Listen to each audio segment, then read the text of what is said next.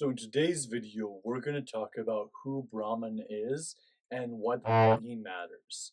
We're just meeting. My name is Garth, and so diving into in Hinduism, Brahman is the creator god, and so this is a little bit of who he is. But it's believed that he came from a golden egg and was birthed into existence, and then became the creator of other beings and energies, and shaped the elements and formed the elements. He actually created a courtice or a wife in order to be with her, in order to create human life. And so he created someone to be with and then could birth life. He is also usually depicted as having four heads. He actually had five heads once upon a time, and funny enough, the fifth head insulted the god of destruction, Shiva, and so Shiva ripped the fifth head off, bringing him into balance of the four heads. And so I just find it interesting that even though Brahman is part of the Trinity, of the three Hindu, like the main trinity of the Hindu gods, even though there's more than just three, there is this representation of also having four heads, four arms, and this balance that kind of comes along that concept of like the fourth dimension. There is this tri vibration, this triples that go around throughout different cultures. That's a representation of the third dimension, and then it's actually a hint into that there's a fourth that is like the fourth dimension, which is the Buddhic state, the Krishnic state, the heart chakra state, this higher fourth dimension state that is unconditional love, where you can feel unconditional love, but then you can come from that state into and act from and be in life from that state. And so, four heads, four arms, hinting at four elements. That's also a hint at that. So there's always this trinity, but it hints towards the fourth. So I'm going off track here. But so part of like why Brahman matters is because his four heads represent the four Vedas, which are very important in Hindu culture and teachings. And then also part of that is that he is that creator energy that all elements came from, and so that's why he matters. But then there's the other concept that Brahman is a vibration. He is the creator God. There's this energy in Hinduism, but also there's Brahman that we are trying to return to, that we are separated from. So unity is also sometimes referred to as Brahman. And like the soul, the Atma, is aiming to return to Brahman, to return to source and merge back with unity. So along those same lines of why Brahman matters is that aiming to be a part of that creation and connect with that is an important aspect, and we can use it in our own lives to have creation energy and be aware of what we are creating by how we show up. Our thoughts create a ripple effect, our words create a ripple effect, our emotions and belief systems create ripple effects in our lives and how we're experiencing things. And so you can see how you're creating the things in your life, as well as whether you're a physical creator like myself, who's a content creator and a coach and a retreat leader. Maybe you create art, or you're a musician, or maybe at your job you do something that's creative. Even if you're in customer service or selling or anything, there's a version of it you're creating.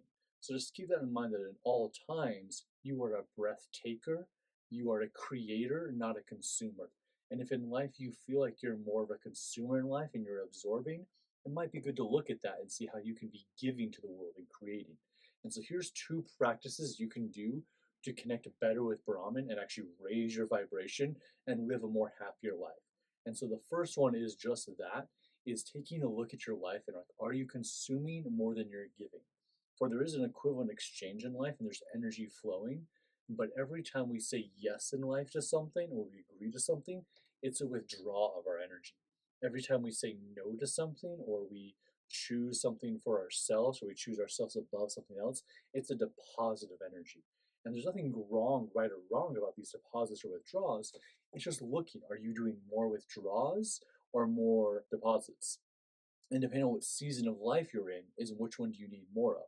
When I'm in a more creative season of life and I'm aiming to create more things, I'm actually saying no to more things in my life. And I'm saying no to friends, and I'm saying no to certain events and concerts and so forth, in order to focus in on what I'm creating, because that is actually something I'm going to give out and have back to the universe, but I'm focusing on storing my energy to create.